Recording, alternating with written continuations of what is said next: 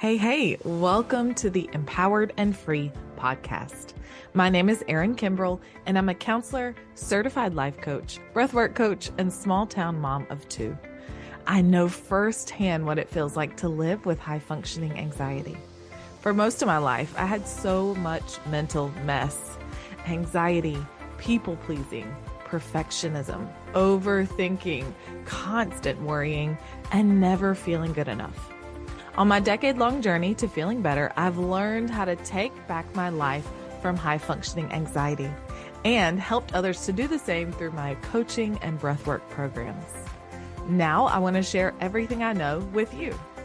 This podcast will help you feel empowered over your high-functioning anxiety and free to finally live the life of your dreams. Now, grab a cup of coffee, get comfy, and dive into the episode. I'm Erin Kimbrell, and this is the Empowered and Free podcast.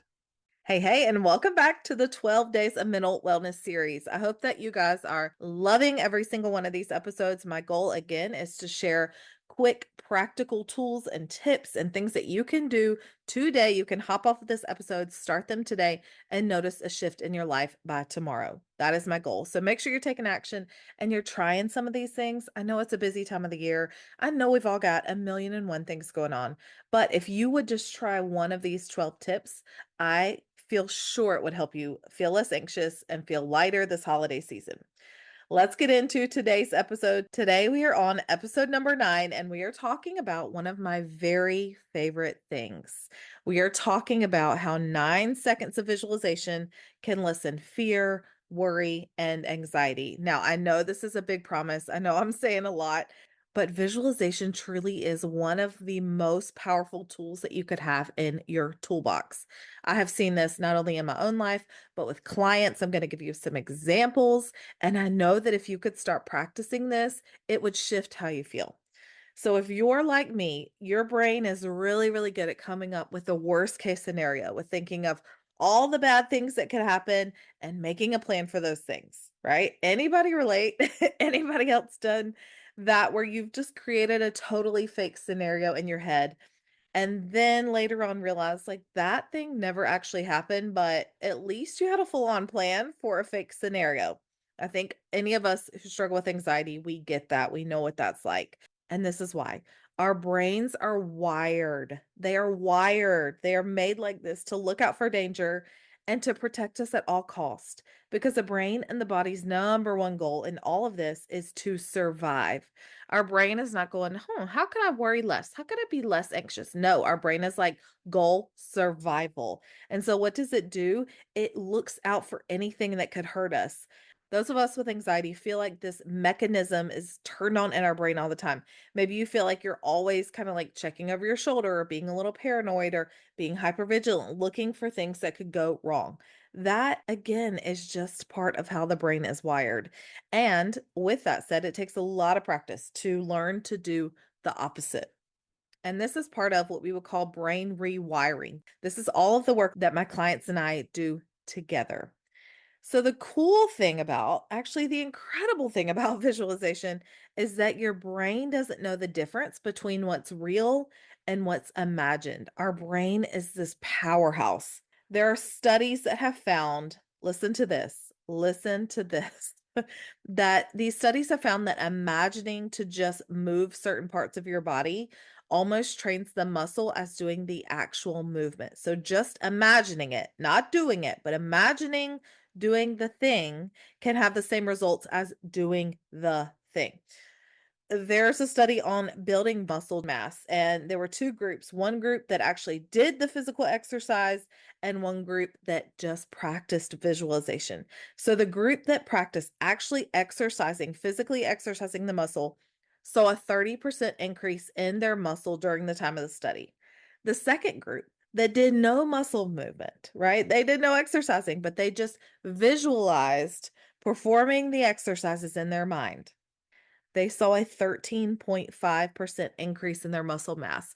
So they did not physically have to do anything and had a huge change in their physical body. I just cannot, I feel like I can't even comprehend this. But as I started learning more and more about the science behind visualization, I learned that Visualization is not just like a woo-woo tool or something that's like magic. There is so much science that has documented things like how it can help surgical patients in their outcomes, how it can reduce side effects of chemo, how it can help athletes perform better, right? There's so many athletes who are on this train because they know this works. Visualization works. And again, why is that? It's because visualization is based on neuroscience and how the brain works.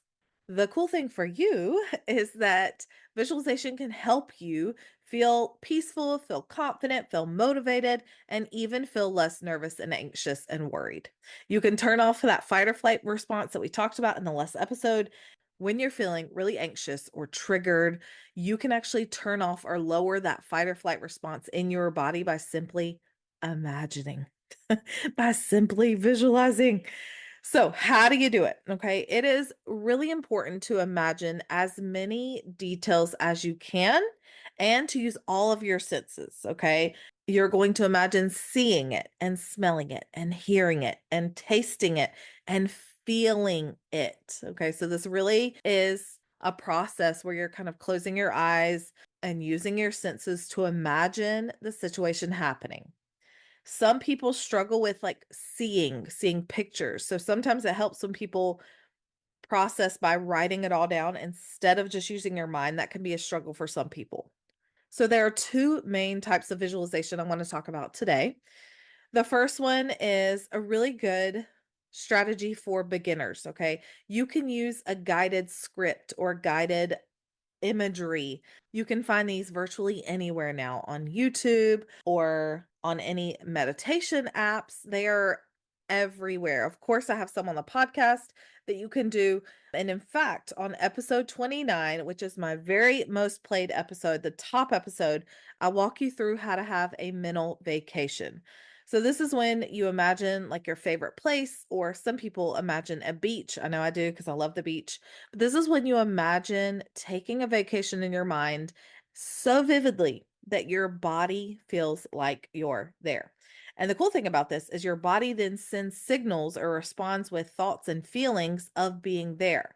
So you can be stressed out at work and take just a couple of seconds or minutes to do a mental vacation visualization, and your body responds with those feelings of being on vacation.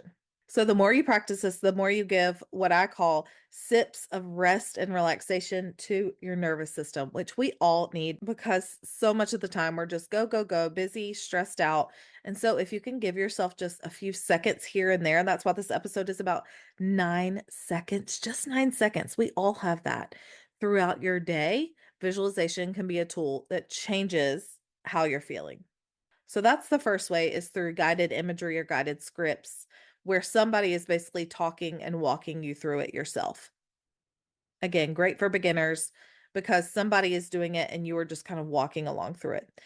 The second one, and really what I wanted the focus of the episode to be, is using visualization to boost your confidence in a situation. Okay. So I want you to imagine mentally practicing, rehearsing, and walking through a scary situation to help you feel more brave, more confident, more motivated, and to give you the outcome that you want.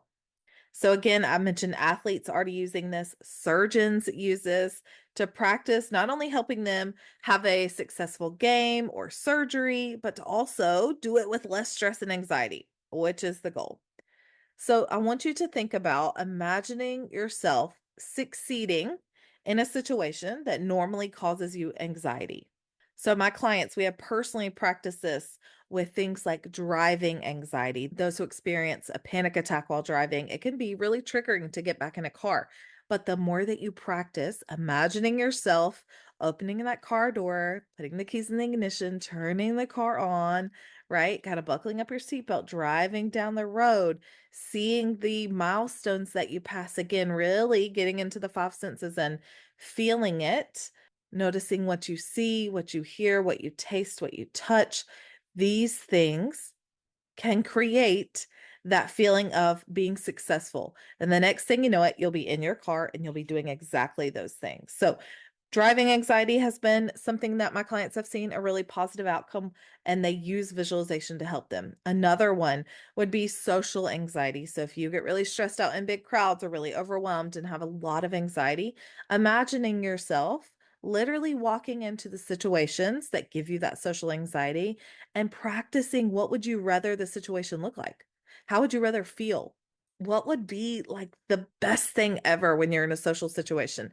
Imagining yourself do that thing. Public speaking is a personal example that I've used these confidence boosters or builders for with visualization. So I imagine myself having my speech because I do feel anxiety before I speak in front of a big group of people, but this is a goal of mine is to be a speaker on stage. So I know that I need to kind of help myself move through that anxiety and move with the fear. So I imagine myself getting up on that stage, nailing the speech, everybody loving it, and then feeling kind of that high on the other side of it. So these confidence boosters are a great thing to practice ahead of time, like before you go into the situation, maybe the night before, the week before, the month before, whenever you kind of still start to feel that anxiety or dread or nervousness or apprehension build up before an event. But also excellent to use right before you go on. So, right before I step on stage, I'm taking a few seconds and I'm seeing all of that kind of play out just like a movie in my mind, feeling it as real as it is actually happening. And visualization will make it happen exactly as you imagine. Craziest thing ever. I know. I can't believe it either. But the more I see it work, the more science I see in the research I see that back this, the more I'm like, everyone needs to know this.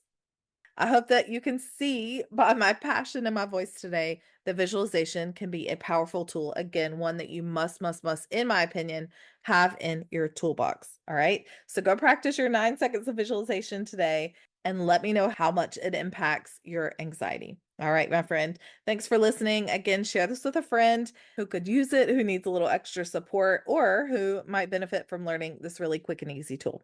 And lastly, be on the lookout on this podcast for me dropping something very soon that is going to kickstart your mental health in 2025. You do not want to miss it, friend. Thanks for listening. I hope you have an amazing day, and I will see you on tomorrow's episode. Bye, guys. Hey, thank you so much for hanging out with me today.